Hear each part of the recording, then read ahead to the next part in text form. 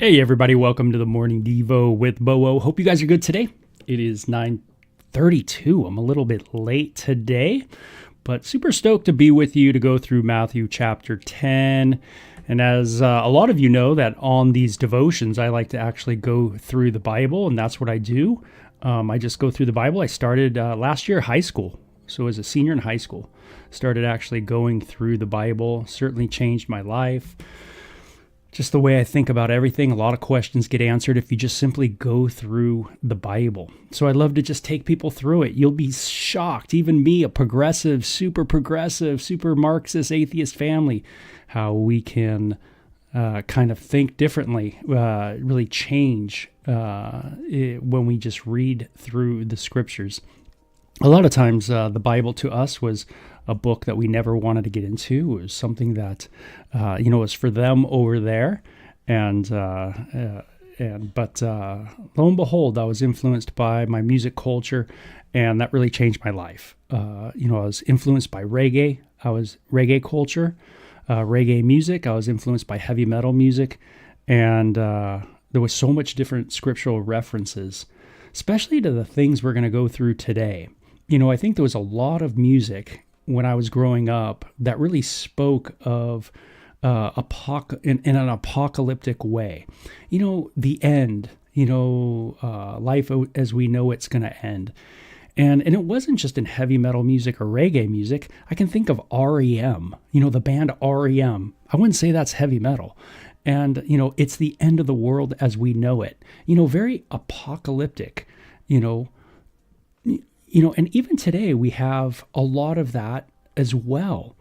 And where does that come from? Why do we continually think this way, that things aren't well, things aren't good, that there's corruption, coerciveness, a taintedness in the system, and that it's going to be judged?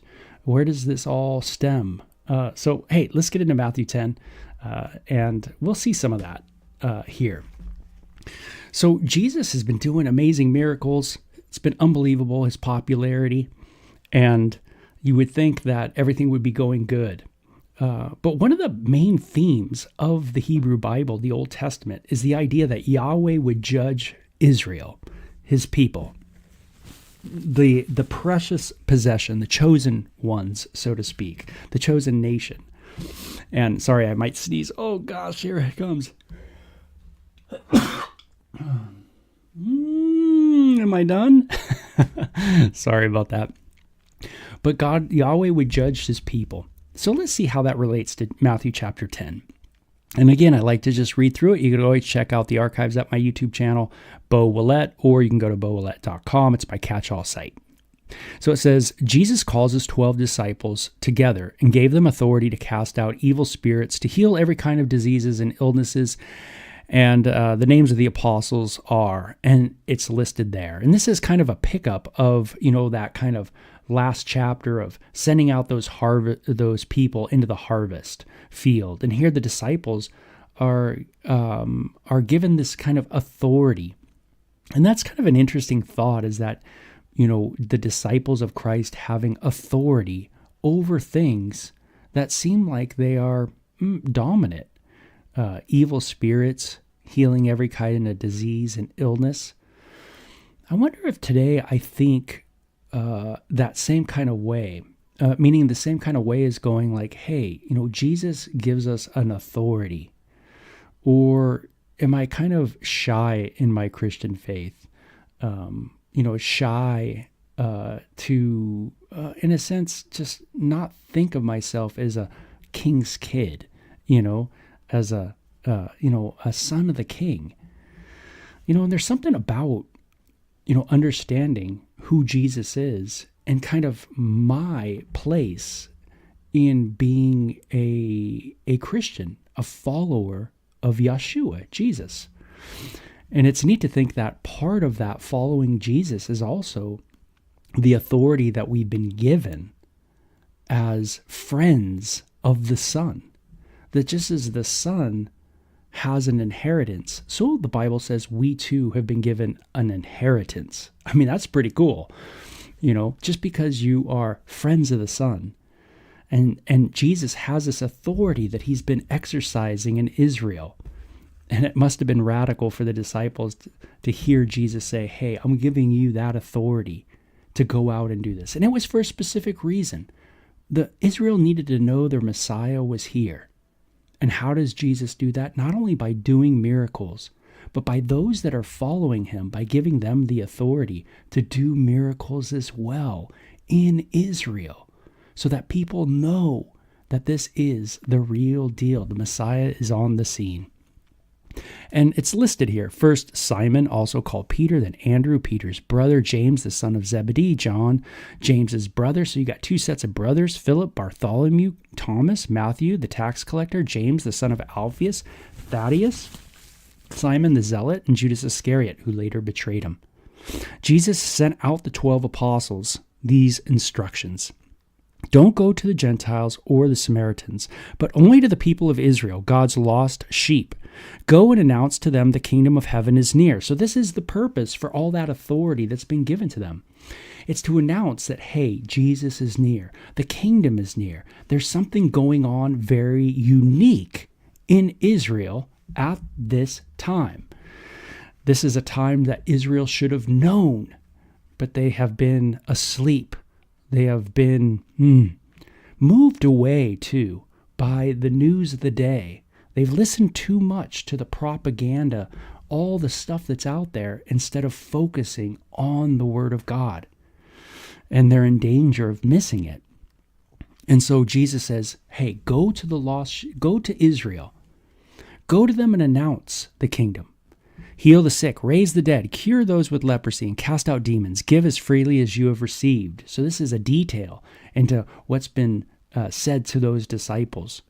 Don't take any money in your money belts, no gold and silver or even copper coins. Don't carry a traveler's bag with a change of clothes and sandals or even a walking stick. Don't hesitate to accept hospitality because those who work deserve to be fed. So Jesus gives detailed instructions to the disciples. And then it says, whenever you enter a city or a village, search for a worthy person to stay in his home until you leave town. When you enter the home, give it your blessing. If it turns out to be a worthy home, let your blessing stand. If not, take that blessing back. If any household or town refuses to welcome you or listen to your message, shake its dust from your feet as you leave. I tell you the truth, the wicked cities of Sodom and Gomorrah will be better off than such a town on the judgment day. So you see there's a context here. And it's one of a special visitation, one of the Son, and one that there is a warning given, a danger for those who reject. And it is going to be announced. It is going to be proclaimed. And Israel is going to be accountable, whether they receive or whether they don't. And so to give credence to the disciples, special authority has been given to them so that they perform the exact same things that Jesus is doing. So Israel is without excuse. There's no like, oh, you're just some weirdo coming to my house, kind of thing. Like, just go away. No, there's a real deal, miraculous works being performed by that person who's part of Jesus's crew. And so there's a credence given to the disciples' witness and ministry. And again, it's all about accountability. Israel is going to be accountable. If they don't receive, judgment is going to come to them. And it's going to be something that even Sodom and Gomorrah, the famous Sodom and Gomorrah, it will be better off for them in judgment day than Israel who rejects. Now, think of just how radical that is. Israel will be worse off than Sodom and Gomorrah. The cities that reject Messiah will be worse off than that of even Sodom and Gomorrah. Think of the implications of what Jesus is saying. Sodom and Gomorrah, yeah, it's pretty gnarly. But Jesus says, man, it's going to be worse for you. I mean, whoa. Those are some tough words. And sometimes, there needs to be tough words that are said. Today, in my day today, do I realize that there's an accountability? That I will be accountable. That this world will be accountable. Nothing's getting by. Nothing's getting over on God. God sees, and all will be held accountable. Maybe I don't have to judge people so harsh. Maybe I don't have to be so mean. Maybe I don't have to lash out, because there's going to be a judgment. In the book of Acts, it says God has appointed a day in which he will judge the world in righteousness by the one whom he has appointed, Jesus, in whom he's rose from the dead. Jesus will judge. It's interesting. Remember, there's a theme in the Old Testament, in the Hebrew Bible. And what is it? Yahweh will judge. Yahweh's going to judge. Read the Psalms. They're filled with it. Yahweh, the Lord, will judge. He will judge his people. He will judge the world. He will judge the wicked. And Jesus is saying, I'm going to judge. And you, if you don't receive, are the wicked. Who is Jesus claiming to be here? He's claiming to be Yahweh. He always does, by his actions and by what he says. Look, I am sending you out as sheep among wolves, so be shrewd as snakes and harmless as doves. Hey, could I be shrewd as snakes and harmless as doves today? Harmless as doves, but shrewd as a snake. Wise as a snake, discerning as a snake, thinking through things as a snake. Kind of, that slivery person, the one who's, definitely thinking through things, but harmless as doves. Can I be that way? Can I have that balance in my life? A Christian is not a dumb person, is not one who checks his brain at the door. I used to think that growing up. I used to think those religious people were the stupid ones. That us, atheists, we were the smart ones. We were the ones that really knew. Because, hey, we believe in science, And boy, man, what a rude awakening. When you think, maybe I'm not that smart. Maybe those people have something and are smart too, and they're thinking through things as well. And maybe they do have good reasons for believing. But I love how he tells the disciples, right? Be shrewd as a snake, harmless as a dove. Man, what a cool, balance. What a cool kind of contrast that Jesus gives to the disciples. But beware, for you will be handed over to the courts and be flogged with whips in the synagogues. You will stand before trial before governors and kings because you are my followers. But this will be the opportunity to tell the rulers and other unbelievers about me. Hey, the trials we go through, they're opportunities. I know we don't like trials, testing, suffering, but these are opportunities for the gospel to go forth. Maybe a trial is in your life and it puts you before people that you never thought you would be put through before. I know some of you in the comment corner know exactly what I'm talking about. I can think of, how, you go through those visits, to the hospital. And, you're in front of people that you never thought you'd ever know. You never thought you never would have saw them. But now you have opportunity to love on them and to share with them. And Jesus says that to the disciples. Man, you guys are going to go through it, and it's going to be gnarly, and it's going to be tough, but there's opportunities. Do you see things as opportunities? Well, today, will you see things as opportunities? Or is it really all about you? It's funny. You can go to the store, you can go to a grocery store, and you can think about what you want to get. Or you can go to a grocery store and think about what you're going to get and an opportunity that could arise when you're there. Isn't that interesting? And so Jesus says, hey, you're going to be forced into situations that are going to be super tough. And for some people, going to a grocery store and sharing is like, a force, man. It's like, I don't want to do it. I don't want to be around people.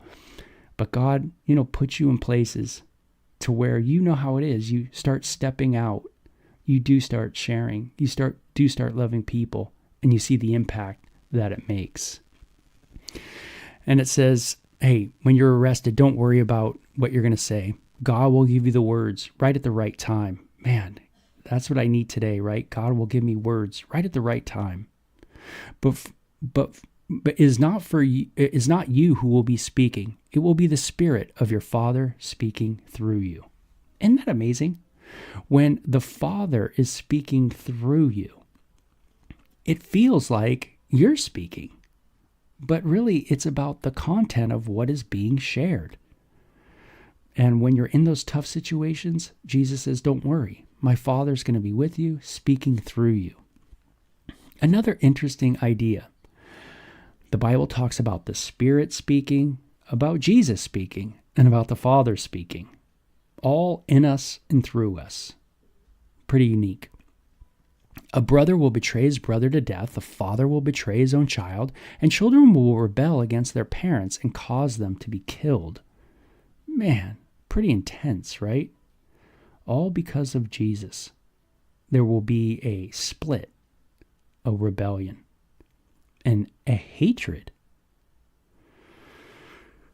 Do we see that even today, where families are split because of Jesus? That there is actually hatred just because one commits their life to Christ. Yeah, we see that. And all nations will hate you because you are my followers. There will be a hatred, even in the world, for people who follow Jesus. I mean, this is the Jesus that is super peaceful. This is the Jesus who says, you're my friend when you follow me. This is the Jesus who says, I've come to lay down my life for you. And this is the one who, we associate with and will be hated because of. But Jesus says everybody's going to be held accountable, and there will be judgment for how people see me, whether they reject or whether they receive the salvation that has come, the visitation by God to the planet. And it says, when you are persecuted in one town, flee to the next. I tell you the truth, the Son of Man will return before you have reached all those towns in Israel. Students are not greater than their teacher, and slaves are not greater than their master. Man, so just as a student goes through a teacher goes through difficulty, so a student goes through difficulty as well. And Jesus says Israel is going to go through a judgment before the Son of Man returns. That there will be, before the disciples even get to all of Israel, there will be a judgment on Israel. I was reading my friend's commentary, Bible commentary. You should check it out, enduringword.com. And, he was saying that this is probably a reference to the destruction of Israel and Jerusalem and the temple in 70 A.D., that even before all of Israel is given the gospel, that there was a judgment on them. Quite a judgment. And then they were, their land was taken away, not to get it back till 1948. Wow, that's a long time of not being in your land. Talk about a judgment. And then he says, he's talking about a teacher and a student. And he said, students are to be like their teacher and slaves are to be like their master. And since I, the master of the household, have been called the prince of demons, the members of my household will be called by even worse names. But don't be afraid of those who threaten you, for the time is coming when everything that is covered will be revealed, and that which is in secret will be made known to all. Hey, they've come after me, they're going to come after you. They say things about me, they're going to say things about you. But don't be afraid, right? Fear. Oh, man. Can I deal with my fear today a little bit? My fear of rejection, my fear of what people will think of me. how people view me, things like that. Jesus says, hey, what's in secret will be revealed. It's all going to be revealed. Everything will be dealt with. There will be that accountability. Again, don't worry. How much am I worrying in my life today is because I'm thinking about other people and what they've done and blah, blah, blah. Too much of what other people have done is affected my brain. Instead of me just being focused that, hey, God's going to deal with it. God's going to judge. God's going to hold him accountable. I don't have to have him live in this brain unless I fear what they think of me and I fear what they say and I fear what they're going to do next and I fear then they're living in there. But if I can let go of that fear and give it to God, say, God, you are, and what's going to help me give it to God is understand that God is big enough to deal with them.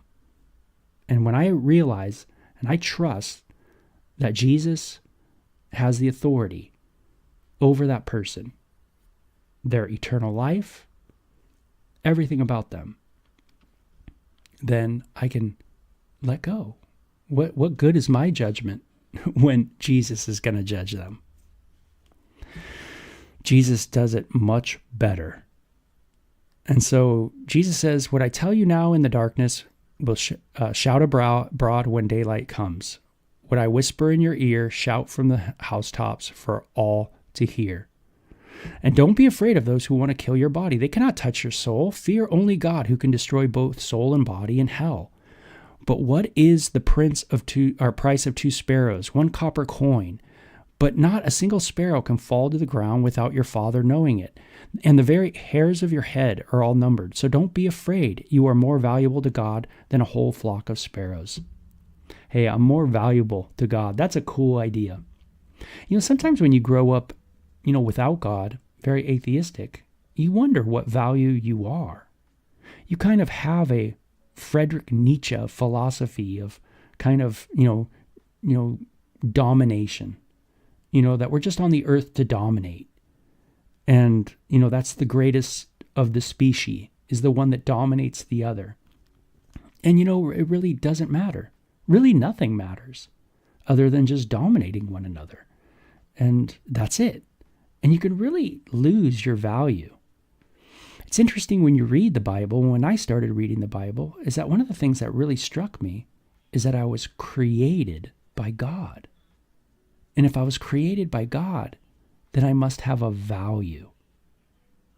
Man, how important is that? Where do I get my value from? A lot of times it's from parents, right? Our parents give us value. And when our parents don't give us value, it can really hurt us in our life. It's from friends. Friends give us value. But Jesus is saying, hey, you are valuable to the Creator, to God. Man, how cool is that? And everyone who acknowledges me publicly here on earth, I will acknowledge before my Father in heaven. But everyone who denies me on earth, I will also deny before my Father in heaven. Don't imagine that I came to bring peace to the earth. I have come not to bring peace, but a sword. It's the best sword to bring, meaning Jesus has come to bring a sword. He's moving us. He's giving us a decision to make. Am I going to trust him? Am I going to be with him? Am I going to listen to him? Is he going to be my rabbi? Is he going to be my teacher, my professor? Is he going to be my Lord? Or am I going to have my professor be my Lord and my prophet and my teacher? Or am I going to have, what I mean? Who's going to be your prophet? Who's going to be your evangelist? Who's going to be your king? It matters who you're listening to, Jesus says, and, the world has a decision to make of who it's going to follow, who its Lord is going to be. It is the sword that God has come to bring. And that is one of make up your mind. Who are you going to serve? And it's a sword that's needed. We have to make up our mind of who we're going to serve. And it's beautiful when you get to that place, when you realize the lords that you have been serving have feet made of clay that are fragile, that the messiahs you've been worshiping aren't such good messiahs. when you've been, serving people that aren't very trustworthy. And you finally realize that Jesus is far better. So, and he is the best, that he is the rightful king, the rightful rabbi, and he will do the right thing, and he loves you, and you are of value, and he will go to bat for you. Don't imagine that I came to bring peace. I love it, but a sword. I've come to set man against his father, a daughter against his mother, a daughter-in-law against a mother-in-law. Your enemies will be right in your own household, all based on how they view Jesus. If you love your father or mother more than you love me, you are not worthy of being mine. Or if you love your son and daughter more than me, then you are not worthy of being mine. If you refuse to take up your cross and follow me, you are not worthy of being mine. If you cling to your life, you will lose it. But if you give up your life for me, you will find it. Oh, what an important passage, right? Am I willing to give up my life, or am I going to hold on to it? Look how fragile you are. Look how fragile I am. Do you think you can trust in yourself? Do you think you have the authority and the ability? No.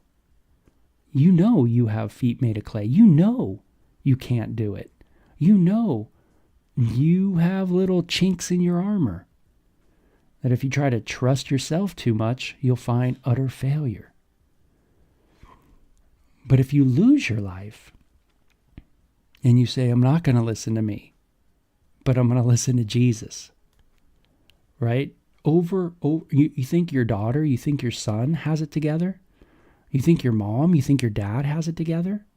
You think that other teacher has it together? Jesus is saying, do you really understand who I am? See, Jesus is teaching as Yahweh teaches in the Hebrew Bible. You have to make a decision, Israel. Are you going to trust Yahweh or not? And Jesus says the same exact thing. Hey, Israel, are you going to trust me? He equates himself with the deity. Or are you going to trust other people? Even people of your own household. Who are you going to trust? God or human beings? That's what Jesus is getting at. And he's equating himself with the object that they're supposed to put their faith in. He is the object. He is the deity. He is God. You see, when Jesus speaks, he speaks as though he is God all the time. Anyone, he says, who receives you receives me. It's all about Jesus. He is the judge. He is the one in authority. He is the object that we need to trust. He is the one we listen to. All of the Jews listening to this are getting it. Wow. He is speaking as God. And anyone who receives me receives the Father who sent me. If you receive a prophet as one who speaks for God, you will be given the same reward as a prophet. And if you receive righteous people because of their righteousness, you will be given a reward like theirs. And if you give even a cup of cold water to the least of my followers, you will surely be rewarded. And you'll be rewarded when you trust the right source. When we go to the right well, to drink, the right well, the right place to get our news from, what am I listening to? Why can't I just listen to Jesus? Why do I have to go to other things? Those kind of things. So Jesus really brings something home to the people of Israel.